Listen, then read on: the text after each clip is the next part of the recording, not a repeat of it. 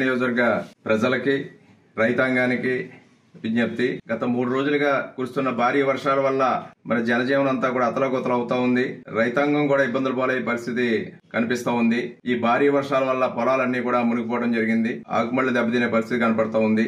మరి రైతులు అప్రమత్తంగా ఉంటూ ఇంకా 2 రోజుల పాటు వర్షాలుండే మరి సూచనలు అధికారులు తెలియజేస్తా ఉన్నారు. దీని మీద కొత్తపేట నియోజకవర్గంలో ఎవరికి ఏ ఇబ్బందులు తలెత్తకుండా అధికారులందరినీ కూడా హెచ్చరించడం జరిగింది. ఇరిగేషన్ అధికారులని, డ్రైనేజ్ అధికారులని కాలువల్లో ఉన్న నీరు, చేలో ఉన్న నీరు కూడా వెళ్లేలాగా ఏ విధమైన చర్యలు చేపట్టాలో ఆ చర్యలు కూడా తీసుకోమని కోరడం జరిగింది.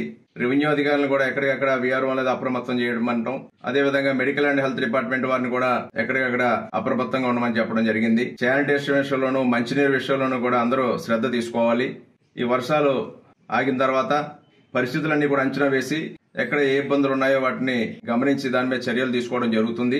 ఈలోగా ఎవరికి ఏ ఇబ్బంది ఉన్నా అధికారుల దృష్టికి తీసుకురండి, లేకపోతే నాకైనా ఫోన్ చేయండి. ఎవరు వ్యక్తిగతంగా ఫోన్ చేసినా ఎక్కడ ఏ ఇబ్బంది ఉన్నా దాని మీద నేను వెంటనే మీకు అందుబాటులో ఉంటాను. మరి రైతాంగం ఏదైనా నష్టపోయిన హార్టికల్చర్ గానీ లేదా వరిచేలు కూడా సుమారుగా కొత్తపేట నియోజకవర్గంలో 26,000 ఎకరాలు ఉంటే కొన్ని వందల ఎకరాలు ప్రస్తుతం ముంపుకు గురై ఉన్నాయి.